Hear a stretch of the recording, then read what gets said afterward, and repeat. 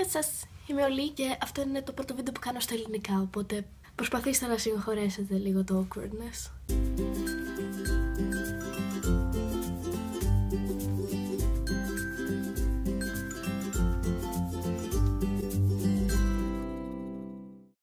Για αυτό το βίντεο θέλω να κάνω ένα Q&A, δηλαδή ερωτήσεις-απαντήσεις, σχετικά με τρανς ζητήματα. Αν δεν με ξέρετε, είμαι τρανς αγόρι, δεν έχω αρχίσει ορμονοθεραπεία ή έχω κάνει κάποιο χειρουργείο. Τα λέω γιατί κάποιοι θα ρωτάνε, I guess, αν δεν με ξέρετε. Οπότε ναι, ζήτησα να μου στείλετε ερωτήσεις στα ελληνικά. Κάποιοι τις έστειλαν στα αγγλικά, αλλά θα τις μεταφράσω και θα τις απαντήσω στα ελληνικά. Ο λόγος που θέλω να το κάνω τώρα στα ελληνικά αυτό είναι γιατί δεν υπάρχουν πάρα πολλοί Έλληνες που είναι τρανς στο YouTube και εμένα προσωπικά με βοηθούσε πάντα να βλέπω άλλα τρανς άτομα, ειδικά στην Ελλάδα, όταν νόμιζα ότι ήμουν ο μόνος τρανς άνθρωπος στην Ελλάδα.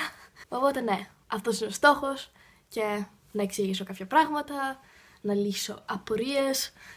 Παρακάλεσε οι ερωτήσεις να μην είναι υπερβολικά invasive, πολύ πώς το λένε, προσβλητικές. Δεν ξέρω αν κάποιες είναι, θα τις απαντήσω μάλλον. Δεν προσβάλλομαι τόσο εύκολα πλέον, αλλά το έχω συνηθίσει υπερβολικά, καλός ή κακός. Η πρώτη ερώτηση είναι από ένα παιδί που το λένε Άντι. Ρωτάει ποια είναι τα μεγαλύτερα προβλήματα που έχουν οι τρανς. Νομίζω το μεγαλύτερο πρόβλημα είναι γενικά η οικογένεια και οι περιπτώσεις στις οποίες η οικογένεια δεν αποδέχεται ότι είσαι τρανς ή δεν είναι υποστηρικτική, που είναι συνήθως το πιο συχνό. Και φαντάζομαι στο να βρίσκεις δουλειά και όλα αυτά είναι δύσκολο. Εγώ προσωπικά έχω πρόβλημα να βρω δουλειά έτσι κι αλλιώς. Δεν νομίζω ότι έχω πρόβλημα να βρω δουλειά επειδή είμαι τρανς. Αλλά κάποιοι που έχουν κάποιες προδιαγραφές να βρουν δουλειά, το ότι είναι τρανς μπορεί να τους χαμηλώσει τις πιθανότητες να τη βρουν. Ναι, αυτό νομίζω. Και όλα τα ψυχολογικά προβλήματα που δημιουργεί το να μην σε αποδέχονται. Επίσης, ρωτάει ποια είναι η διαδικασία του transitioning, δηλαδή της διαδικασίας μετάβασης σωματικής, και αν εγώ έχω ξεκινήσει κάτι τέτοιο. Ποια είναι η διαδικασία? Νομίζω ότι δεν είναι πολύ διαφορετική με το πώς είναι σε άλλες χώρες. Αν και είναι λίγο πιο δύσκολο, πολύ πιο δύσκολο. Εγώ προσωπικά έχω ξεκινήσει μόνο τη διαδικασία για τις ορμόνες. Οπότε ναι, αυτό που κάνεις είναι καταρχήν πας στον ενδοκρινολόγο. Εγώ αυτό έχω κάνει. Βρίσκεις έναν ενδοκρινολόγο που θα μπορέσει να το κάνει αυτό, γιατί δεν υπάρχουν και πολλοί τέτοιοι. Μετά αυτό ζητάει χαρτί από ψυχίατρο. Προσωπικά το χαρτί από το ψυχίατρο δεν τους κάνει ο δικός μου ψυχίατρος. Τους κάνει μόνο χαρτί από 2 ψυχιάτρους σε όλη την Ελλάδα. Οπότε έχω κλείσει ραντεβού με αυτούς και το waiting time είναι μεγάλο. Προσπαθώ να μην μεταφράζω στα αγγλικά, έχω συνηθίσει πολύ τα αγγλικά. Ναι, μετά από αυτό πας και κάνεις εξετάσεις αίματος. Εγώ σε αυτή τη φάση έχω κάνει εξετάσεις αίματος, περιμένω τα αποτελέσματα. Ναι, και μετά πας πάλι στον ενδοκρινολόγο με το χαρτί από τον ψυχίατρο, αν αυτό πάει καλά. Και κάπως έτσι ξεκινάει η διαδικασία να αποφασίσει, ξέρω εγώ, δοσολογίες και όλα αυτά. Εγώ μέχρι εκεί έχω φτάσει. Μιλάω μόνο για την εμπειρία μου ως τρανς αγόρι. Δεν ξέρω αν είναι ακριβώς τι ίδιες τρανς γυναίκες, αλλά φαντάζομαι ότι είναι κάτι παρόμοιο. Εγώ σε δημόσιο νοσοκομείο το κάνω. Καλύπτονται όλα τα ραντεβού, ευτυχώς από την ασφάλεια, αλλά πρέπει να πληρώσω για τις ίδιες ορμόνες που μάλλον θα βγει γύρω στα 30 ευρώ το μήνα. Το οποίο είναι πολύ, αλλά από την άλλη δεν είναι τόσο τραγικό. Θα μπορούσε να είναι πολύ χειρότερα. Ναι, αυτό. Εγώ αυτό κάνω. Για άλλα πράγματα δεν ξέρω ακόμα. Δεν θέλω να τα κάνω όλα μαζί. Δηλαδή, θα φρικάρω να τα κάνω όλα μαζί. Το επόμενο άτομο με ρωτάει αν καλύπτεται από την ασφάλεια το SRS, το χειρουργείο δηλαδή για τον αναπροσδιορισμό φύλου στα γενετικά όργανα. Αυτό, για να είμαι ειλικρινής, δεν το ξέρω. Νομίζω πως δεν καλύπτεται, αλλά γενικά τα πράγματα είναι λίγο περίεργα στην Ελλάδα. Ο καθένας το ξεκινάει με τη δική του, ξέρω εγώ, νομική μάχη για να βρει τι καλύπτεται και τι όχι. Δεν είναι προσδιορισμένο το αν θα το καλύψει μια ασφάλεια, όχι, από όσο ξέρω.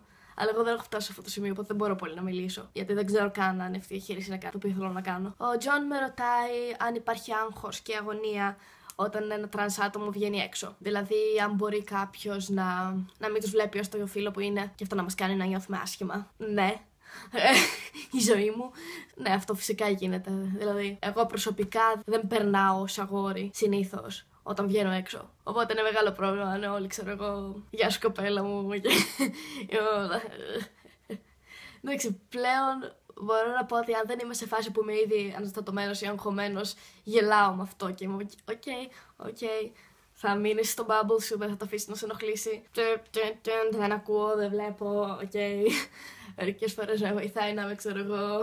Δεν ξέρω, μαθαίνεις διάφορα τρίκ για να μην νιώθεις απέσια. Γιατί συνήθως τέτοια πράγματα σου χαλάνε τη μέρα. Ειδικά αν είσαι αναστατωμένος ήδη. Είναι ωραίο να είσαι με κάποιον γνωστό σου έξω που ξέρει ότι είσαι trans και αν κάποιος σου κάνει misgendering, ξέρω εγώ να μπορείς να γελάσεις με το φίλο σου γυναίκα, ξέρω εγώ.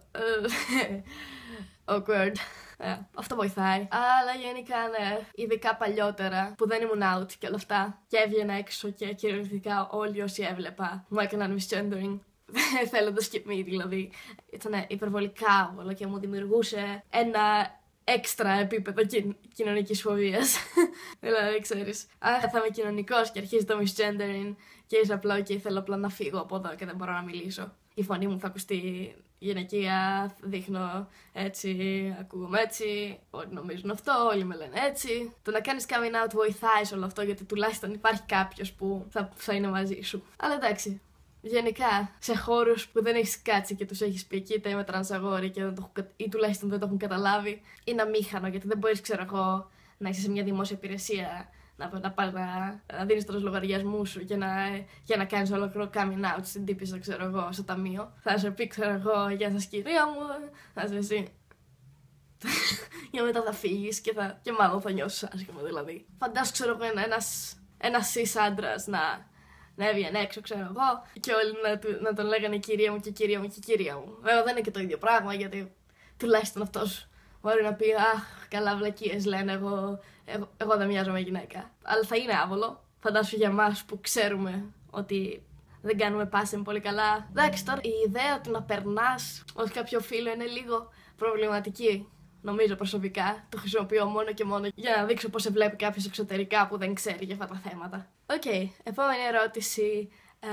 Το κλασικό λέει πότε συνειδητοποίησες ότι είσαι τρανς. Πότε συνειδητοποίησα ότι είμαι τρανς. Δεν ήταν μια μέρα που ξύπνησα, ξέρω εγώ, και ήμουν, ξέρω εγώ, κοίτα, είσαι αγόρι, δεν είσαι κορίτσι ή κάτι τέτοιο. Πρώτο δημοτικού θα έλεγα συνειδητοποίησα ότι δεν είμαι κορίτσι. Αν το πούμε έτσι. Γιατί τον όρο τρανς δεν τον ήξερα μέχρι τη Δευτέρα Γυμνασίου. Οπότε ναι, θυμάμαι πρώτη δημοτικού. Δεν είχα το στερεοτυπικό, ξέρω εγώ, παίζω με αυτοκινητάκια και δεν παίζω με κούκλες. Έπαιζα με κούκλες άνετα, μου άρεσαν πολύ οι κούκλες. Γιατί να μην μου αρέσουν οι κούκλες άλλωστε. Μου άρεσαν και τα αυτοκινητάκια, μου άρεσαν κυρίως τα τρένα. Αλλά αυτό είναι λίγο άσχετο. Γράφουμε εκθέσεις και χρησιμοποιούσα ουδέτερες ή αρσενικές αντωνυμίες για τον εαυτό μου. Και τα δύο, αλλά ποτέ, ας πούμε, φιλικές. Δηλαδή. Έλεγα, ξέρω εγώ, ήμουν μόνος μου. Το οποίο είναι αρκετά ιδιαίτερο νομίζω για ένα παιδάκι πρώτης δημοτικού. Δηλαδή, αν κάποιος είχε κάτσει και μου είχε πει τότε, κοίτα, θέλεις να το συζητήσουμε αυτό, ας πούμε, γιατί και όλα αυτά, μπορεί να είχα αποφύγει πάρα πολύ συναισθηματική κακοποίηση και από την κοινωνία και από τον εαυτό μου. Αλλά φυσικά αυτό δεν έγινε. Η δασκάλα ήταν, το διόρθωνε. Έβαζε, ξέρω εγώ, την. Στην αρχή ξεκίνησα να διορθώνεται ουδέτερα σε αρσενικά, γιατί νόμιζα ότι έγραφα την έκθεση ως κάποιος άλλος άνθρωπος. Τώρα στην Δευτέρα Δημοτικού δεν ξέρω πώς αυτό ήταν το πρώτο πράγμα που σκέφτηκα, αλλά τέλος πάντων. Οπότε με ρώτησε, ξέρω εγώ, γράφει την έκθεση ως κάποιος άλλος άνθρωπος, δηλαδή αυτά την υπέγραφες ως, ξέρω εγώ, κάποιος συγγραφέας που είναι αρσενικός. Το οποίο της είπα όχι, ξέρω εγώ, το γράφω ως εγώ. Και μετά από αυτό άρχισα να το διορθώνει σε θηλυκά, γιατί εγώ ήμουν κορίτσι. Γιατί να μην ξέρω λίγα περισσότερα πράγματα οι δάσκαλοι του δημοτικού, δεν ξέρω. Τέλος πάντων, από τότε πάντα πήγαινα να παίξω με τα αγόρια αντί για τα κορίτσια. Δηλαδή, όταν χωριζόμασταν, θυμάμαι συγκεκριμένα μια μέρα ήταν κάποια γιορτή και καθόμασταν και χορεύαμε όλοι. Χορεύαμε μακαρένα. Εγώ ήμουν γενικά πολύ κοινωνικά άβολος. Οπότε ήταν, ξέρω εγώ, τα κορίτσια χόρευαν μακαρένα από τη μία μεριά και τα αγόρια χόρευαν τα δικά τους από την άλλη μεριά. Όχι ότι θα καθόμουν και θα χόρευα τίποτα από τα δύο, αλλά θυμάμαι ότι πήγαινα προς τα αγόρια. Και το θεωρούσα φυσιολογικό. Δηλαδή, ναι, αυτό και στη γυμναστική που μας χώριζε αγόρια-κορίτσια. Πάντα πήγαινα με τα αγόρια και ήταν όλοι τι στο διάλογο κάνεις. Οπότε, ναι. Με τέτοια μικρά πραγματάκια άρχισα να νιώθω άβολη σχετικά με αυτό και άρχισα να το καταπιέζω. Οπότε, μέχρι την τρίτη δημοτικού ήμουνα, είσαι κορίτσι, σταμάτα. Και ναι, αυτή η καταπίεση κράτησε μέχρι την Δευτέρα Γυμνασίου. Ήταν άσχημο. Ένιωθα άβολα με το σώμα μου και δεν ήξερα πώς να το εξηγήσω. Καλά, είχα και άλλα θέματα σχετικά με το σώμα μου, αλλά ένιωθα άβολα σε σχέση με τα θηλυκά κομμάτια του σώματός μου. Ένιωθα άσχημα όταν με έλεγαν με θηλυκές αντωνυμίες, ένιωθα άσχημα με το όνομά μου τότε. Αλλά επειδή το είχα καταπιέσει τόσο πολύ, ας πούμε, ήταν. Ναι. Τότε που το συνειδητοποίησα ότι είμαι τρανς. Ήμουνα γύρω στα 14-15 χρονών. Κάπου εκεί, στο YouTube. Βασικά θυμάμαι πρώτα να ψάχνω, ξέρω εγώ, στο Google γελία πράγματα, ξέρω εγώ, είμαι κορίτσι, αλλά δεν είμαι κορίτσι, τι συμβαίνει, τέτοια φάση. Και να έχω περάσει και μια φάση που να λέω είμαι λεσβία, ενώ δεν ήμουν λεσβία γιατί δεν μου άρεσαν οι γυναίκες και δεν ήμουν γυναίκα, οπότε δεν ξέρω πώς έβγαλα αυτό το συμπέρασμα. Ήταν η μόνη ταμπέλα που ήξερα βασικά. Είναι gay και είναι straight. Δεν ξέρω τι είναι σε trans, δεν το έχω ακούσει καν. Οπότε ναι, έψαχνα κάτι τέτοια πράγματα στο ίντερνετ, βρέθηκα λίγο στην LGBT κοινότητα του 2011 και βρήκα τον Chase Ross στο YouTube και άρχισα να κάνω, ξέρεις, λίγο relate. Ταυτίστηκα τα βίντεο λίγο. Αλλά ήμουν πάλι σε denial. Και ήμουν σε κάποια φάση θέλω να κόψω τα μαλλιά μου κοντά. Γιατί ποτέ δεν είχα κοντά μαλλιά. Και μια μέρα, ξέρω εγώ, κλείστηκα στο μπάνιο και κόβω τα μαλλιά μου κοντά. Άφησα κάτι περίεργες σουρίτσες κάτω, βέβαια, για να μην είναι κοντά-κοντά. Αλλά όταν φόραγα την μπλούζα, βάζω σουρίτσες μέσα. Στο τέλος έκοψα και τις σουρίτσες και είχα επιτέλους σχετικά κοντά μαλλιά. Ήταν ένα απέσιο πράγμα, ήταν ένα σαν bowl κάτι. Πήγαιναν έτσι αφέλειες και ήταν μέχρι εδώ. Ήταν κάτι μεταξύ bowl cut και wannabe emo. Δεν ήξερα τι να κάνω, ρε φίλε, δεν ήθελα να το πάρω και με τη ψηλή. Σιγά σιγά άρχισα να ταυτίζομαι με την έννοια trans. Από τότε και μετά. Στο Λύκειο το είχα συνειδητοποιήσει από την πρώτη Λυκείου, ας πούμε, και έκανα το coming out μου στην τρίτη Λυκείου. Όχι στο σχολείο, σε μια σχολή που πήγαινα. Και στη μητέρα μου το έκανα λίγο νωρίτερα από αυτό. Ευτυχώς καλά πήγε. Επόμενη ερώτηση: το ίδιο άτομο αν βιώνω δυσφορία και πώς προσπαθώ να το αντιμετωπίσω. Ναι, βιώνω δυσφορία πολύ. Την αντιμετωπίζω, ξέρω εγώ, φορώντας λίγο πιο αντρικά ρούχα, αντρικά ισόρουχα. Κάνω binding, φοράω chest binder για να κάνει το στήθος πιο flat. Μην το κάνει τελείως flat, αλλά εντάξει. Φοράω τα γυαλιά μου για κάποιο λόγο. Πάντα ένιωθα ότι τα γυαλιά μου με έκαναν να δείχνω πιο πολύ ως αγόρι. Γιατί έκρυβα ένα κομμάτι του προσώπου μου κυρίως. Δεν ξέρω αν ισχύει αυτό, αλλά μ' αρέσουν. Το μαλλί κοντό. Αλλά εντάξει, γενικά μ' αρέσει το κοντό μαλλί, νομίζω και να μην είχα δυσφορία. Θα ήθελα να κόψω το μαλλί μου κοντό. Και προσπαθώ για τη δυσφορία, αυτό το σημαντικό πράγμα που κάνω είναι, ας πούμε, προσπαθώ να το λέω σε όλους και δεν με νοιάζει ποια θα είναι η αντίδρασή τους. Απλά το χειρότερο πράγμα που μπορώ να κάνω είναι να μην το πω σε κάποιον και να ανησυχώ για το ποια θα είναι η αντίδρασή του. Εντάξει, δεν θα κάτσω να το πω σε έναν τελείως άσχετο που ξέρω ότι θα έχει αρνητική αντίδραση, αλλά σε κάποιον που ξέρω ότι ίσως να μην το καταλάβει, αλλά να του πω, ξέρω εγώ, με φωνάζεις με αρσενικές αντωνυμίες, όχι με θηλυκές, και να το πω αυτό. Τουλάχιστον σταματήσει να μου φωνάζει με θηλυκές αντωνυμίες. Μπορεί να μην καταλάβει τίποτα, μπορεί να νομίζει, ξέρω εγώ, ό,τι να είναι. Για να είμαι ειλικρινής, χαίστηκα. Δηλαδή, τους περισσότερους ανθρώπους που γνωρίζω δεν βασίζομαι σε αυτούς με κάποιον οικονομικό, ψυχολογικό τρόπο, οτιδήποτε. Δηλαδή, λίγοι είναι οι άνθρωποι που είναι τόσο σημαντικοί. Εντάξει, σε καθηγητές και τέτοια και πιθανώς σε ανθρώπους που ξέρω εγώ, αν δούλευα και όλα αυτά. Φορές που έκανα ιδιαίτερα μαθήματα σε παιδιά και τέτοια. Εντάξει, δεν θα τους το έλεγα γιατί μπορεί να μην ήθελα να κάνω μαθήματα μαζί μου. Οπότε. Εντάξει, κοίτα, boys gotta do what he's gotta do. Οπότε ναι, κάπως έτσι αντιμετωπίζω. Μιλάω. Δύσκολο. Δεν είμαι τόσο το άτομο του να μιλάω. Εδώ στο YouTube μιλάω. Στην αληθινή ζωή είμαι λίγο. Χαχάι. Επόμενη ερώτηση: ποιες είναι οι απόψεις μου σχετικά με το νομοσχέδιο περί ταυτότητας φύλου. Εντάξει, για να είμαι ειλικρινής, δεν το έχω τόσο με τα νομικά. Απ' τη μία νομίζω ότι είναι ένα καλό βήμα, αλλά δεν συμπεριλαμβάνει καταρχήν non-binary ταυτότητες, μη διαδικές ταυτότητες. Και επίσης δεν έχει γίνει ακόμα. Τα πράγματα έχουν παγώσει λίγο. Ξέρω ότι ίσως είναι ένα καλό βήμα για κάποια άτομα, αλλά δεν είναι. Ξαφνικά τα τρανς άτομα έχουν όλα τους τα δικαιώματα και ξέρω εγώ είναι ίσοι με τους άλλους πολίτες δηλαδή. Ποιον κοροϊδεύεις τώρα. Tips για self-care για τρανς άτομα ή για άτομα που είναι questioning. Παίρνα όσο περισσότερο χρόνο μπορείς με άτομα που το καταλαβαίνουν αυτό και το αποδέχονται πλήρως. Βάλε τον εαυτό σου σε αυτό το bubble που οι άνθρωποι δεν σε κρίνουν για αυτό το πράγμα. Και όταν βγαίνεις έξω στους ανθρώπους που ξέρεις ότι θα σε κρίνουν, έχεις στο μυαλό σου τους ανθρώπους που δεν σε κρίνουν. Δηλαδή, υπάρχουν άνθρωποι, ακόμα και σε αυτή την ηλίθια χώρα, που θα σε αποδεχτούν και θα σε υποστηρίξουν. Ψάξ' τους, βρες τους. Δηλαδή, εδώ είμαστε και σε μένα, αν θες, γνώρισέ μας και δες ότι δεν είσαι μόνος σου. Και επαναλάμβανε στον εαυτό σου ότι όλοι οι τρανσφοβικοί μπορούν να πάνε να χεστούν. Δηλαδή, δεν ξέρουν κάτι περισσότερο για σένα. Εύκολα να το λες, αλλά σιγά σιγά γίνεται. Δηλαδή, το λες στον εαυτό σου ξανά και ξανά και το πιστεύεις σε κάποια φάση. Τουλάχιστον έτσι δούλεψε για μένα. Ο καθένας είναι διαφορετικός. Επίσης, ρωτάει αν έχω νιώσει discrimination. Δεν ξέρω πώς ακριβώς μεταφράζεται, αλλά αν με έχουν κρίνει, ας πούμε, σε σχολικό περιβάλλον ή εργασικό περιβάλλον, λόγω του ότι είμαι trans. Στο σχολείο δεν έκανα coming out ποτέ. Δεν έκανα official coming out. Με είχαν όλα τα παιδιά στο Facebook, έγραφα ότι είμαι trans στο Facebook, ξεκίνησα με τα υπονοούμενα και όλα αυτά. Οπότε όποιος το πιασε, το πιασε. κανείς. Οπότε μετά ήμουνα, γεια σας, είμαι τρανς. Και ναι, μετά από αυτό άρχισαν να με αγνοούν. Οι μαθητές εννοώ, δηλαδή χαίστηκα, για να είμαι ειλικρινής. Δηλαδή δεν είχα και φίλους εκεί πέρα. Αυτοί που ήταν φίλοι μου το ήξεραν. Δεν είχα πολλούς από αυτό το σχολείο, αλλά. Ναι, άρχισαν να με αγνοούν, γιατί φοβήθηκαν προφανώς. Υπάρχει πολλή τρανσφοβία και όλα αυτά. Δεν με ένοιαζε και τόσο, για να είμαι ειλικρινής, στο σχολείο. Στο foundation που πήγαινα, υπήρχαν περισσότερα παιδιά τα οποία το καταλάβαναν με τα hints που έριχνα. Μετά έκανα και το official coming out. Βασικά, έκανα coming out σε 3 φίλους μου. Αυτή ήταν υποστηρικτική, δεν ήξεραν και πολλά και εμένα. Έχω κάνει βίντεο με αυτούς, αν θέλετε να το δείτε. Είναι στα αγγλικά βέβαια. Είναι με την Jade και τον Γιώργο. Το άλλο άτομο δεν ήταν στο βίντεο. Αλλά ναι, λέω αυτή την ιστορία, αν θέλετε να το δείτε. Πήγε καλά αυτό. Υπήρχε και ένα άτομο στο foundation που πολύ πριν κάνω coming out με είχε ρωτήσει για τα pronouns μου. Γιατί σαν το νομίζω πρέπει να χρησιμοποιεί για μένα. Και του είχα πει να χρησιμοποιεί αρσενικές, οπότε αυτό βοήθησε λιγάκι. Και γενικά υπήρχε μια φήμη και πριν κάνω το official coming out ότι αυτό ξέρω ότι είναι ένα αγόρι κορίτσι, είναι trans. Και αυτό έγινε. Σιγά σιγά άρχισα να το λέει ο ένας τον άλλον. Τους παρακάλεσα να το λέει ο ένας τον άλλον γιατί δεν μπορούσα να πιάσω τον κάθε άνθρωπο εκεί πέρα. Με τους καθηγητές, εντάξει, δεν περίμενα για κάτι. Δηλαδή, μεγάλοι άνθρωποι, συντηρητικοί άνθρωποι. Καλοί άνθρωποι, αλλά ξέρεις. Οκ, εντάξει, καλά πήγε, δεν είχα θέμα. Ήμουν τυχερός σε αυτό το κομμάτι. Αλλά σου λέω, coming out έκανα στην τρίτη ηλικίου. Σε εργασιακό περιβάλλον δεν έχω δουλέψει πολύ, δηλαδή. Το μόνο που έχω κάνει ως εργασία, εκτός από commissions ζωγραφικής και όλα αυτά, είναι να κάνω λίγα ιδιαίτερα αγγλικών σε κάποια παιδιά και σε έναν ενήλικα. Εντάξει, δεν τους το είπα.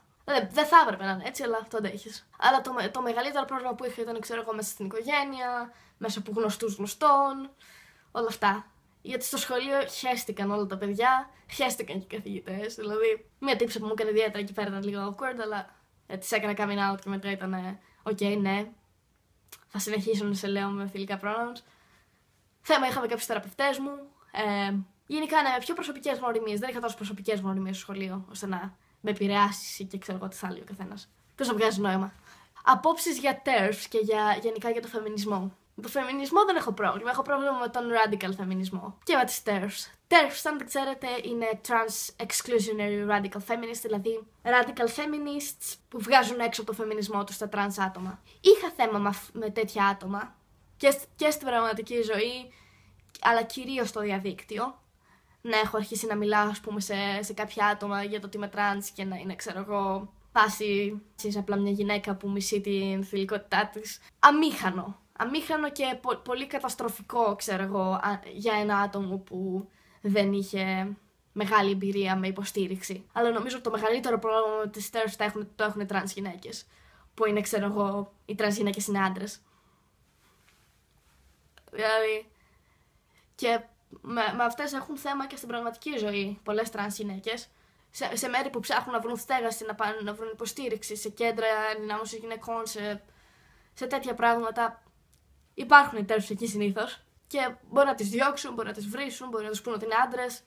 Ενώ δεν είναι άντρες, είναι γυναίκες. Δηλαδή έχετε αυτό το κοινό, έχουν υποφέρει ίσως ακόμα περισσότερο από σένα οι τρανς γυναίκες. Δεν θα κάτσεις να τις διώξεις. Είναι γυναίκες, απλά είναι τρανς δηλαδή. Γιατί είναι έτσι ο κόσμος. Ναι, δεν τις αγαπάω πολύ τις TERFs. Και έχω θέματα με το φεμινισμό γενικά. Δηλαδή.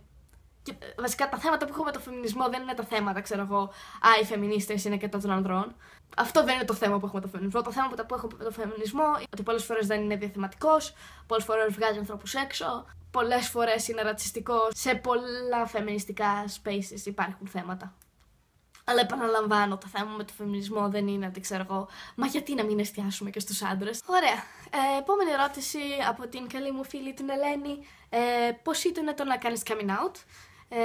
Αν ήταν η οικογένειά μου και η κοντινή μου φίλη υποστηρικτική ή αν υπήρχαν, ξέρω εγώ, μαλάκες. Όλα αυτά υπήρχαν. Υπήρχαν καλά, υπήρχαν κακά.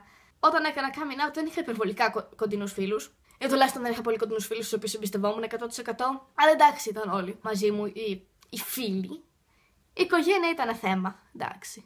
Δηλαδή με τη μάνα μου που τώρα είναι πολύ καλή σε αυτό το θέμα, δηλαδή τη συγχαίρω. Τώρα είναι υποστηρικτική. Τότε δεν ήταν. Έπρεπε, ξέρω εγώ, να κάτσω να της κάνω μαθήματα.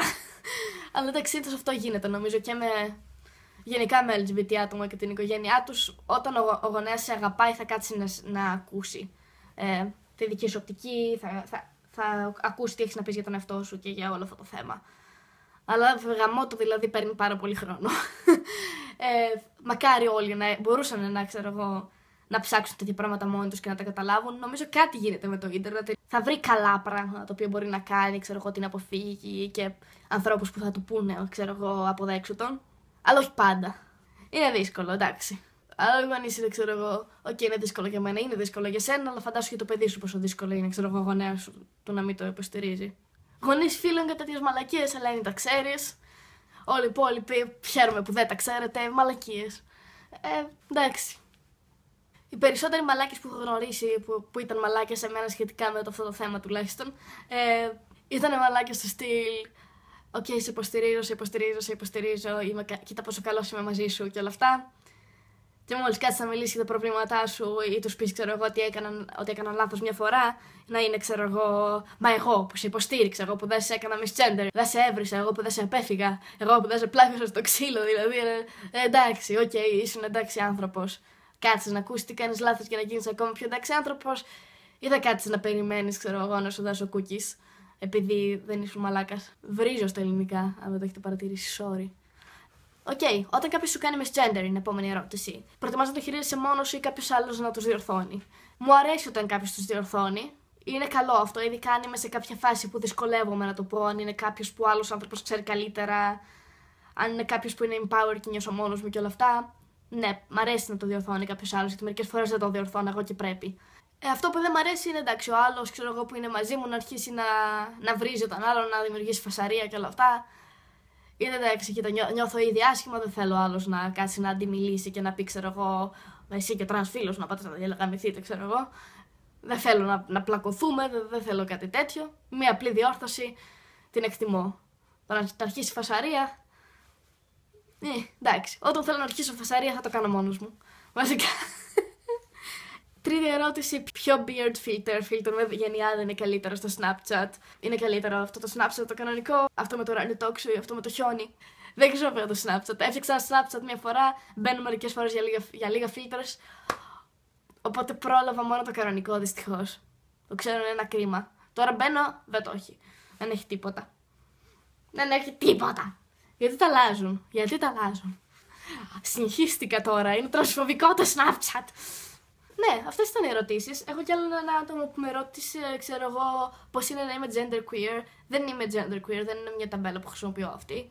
Προτιμάω, non-binary trans άντρας, κάτι τέτοιο. Transmasculine. Αυτές είναι οι ταμπέλες που χρησιμοποιώ για τον εαυτό μου. Δηλαδή, δεν θεωρώ ότι είμαι genderqueer. Θα μπορούσα να αναλύσω τώρα λίγο το φύλλο μου, αλλά δεν ξέρω. Το βίντεο είναι λίγο τεράστιο ήδη. Οπότε δεν θα το κάνω. Απλά δεν χρησιμοποιώ την ταμπέλα genderqueer. Ευχαριστώ πάρα πολύ όλους για τις ερωτήσεις. Σημαίνει πολλά πραγματικά. Γουστάρω να απαντάω σε πράγματα. Ειδικά όταν ζητάω να με ρωτάνε πράγματα. Οπότε ναι, αν θέλετε να κάνω άλλα βίντεο στα ελληνικά, πείτε μου ωραία θεματάκια να συζητήσω. Έχω αρχίσει να φτιάχνω λίγο τα ελληνικά μου, γιατί πέρσι το λεξιλόγιο μου ήταν λίγο περιορισμένο. Γιατί είμαι αυτούς τους ανθρώπους που μεγάλωσαν, με αγγλικά συνέχεια. Δηλαδή, μεγάλωσα στην Ελλάδα, μίλαγα ελληνικά, αλλά πολλές λέξεις δεν τις ξέρω στα ελληνικά. Κάθομαι και με το Google Translate για να μεταφράσω ένα απλό σχόλιο που θέλω να γράψω στα ελληνικά. Οπότε συγχωρέστε και τα γραμματικά και τα τέτοια λάθη. Είμαι κακός Έλληνας. Ήθελα να πω ότι χαίρομαι που έχω βρει μια μικρή trans κοινότητα, μια μεγαλύτερη LGBT κοινότητα στην Ελλάδα. Το χαίρομαι. Δεν περίμενα ότι υπήρχε. Ήταν λίγο κρυμμένη, για μένα τουλάχιστον. Θέλω να την κάνω λίγο λιγότερο κρυμμένη. Γιατί κάποιοι άνθρωποι, χρειάζονται να βλέπουν άλλους LGBT ανθρώπους. Οπότε ναι, ευχαριστώ πολύ για τις ερωτήσεις, ευχαριστώ που είδατε το βίντεο. Πατήστε το like και κάντε subscribe. Κάτι άλλο, αν θέλει κάποιος να μου μιλήσει, αν κάποιος νιώθει μόνος του σε σχέση με τρανς ζητήματα, με άλλα ζητήματα, στείλτε μου μήνυμα στο Facebook, στείλτε μου μήνυμα στο Instagram, δεν με νοιάζει δηλαδή. Στο YouTube δεν ξέρω πώς δουλεύουν τα μηνύματα για να είμαι ειλικρινής, οπότε επικοινωνήστε μαζί μου κάπως που θα το δω. Αν θέλετε κάποια υποστήριξη, κάποια βοήθεια, εγώ εδώ είμαι, δεν κάνω και πάρα πολλά με τη ζωή μου αυτή τη στιγμή. I won't get into it, αλλά είναι ένας χρόνος που κολοβαράω. Ευχαριστώ. Γεια σας.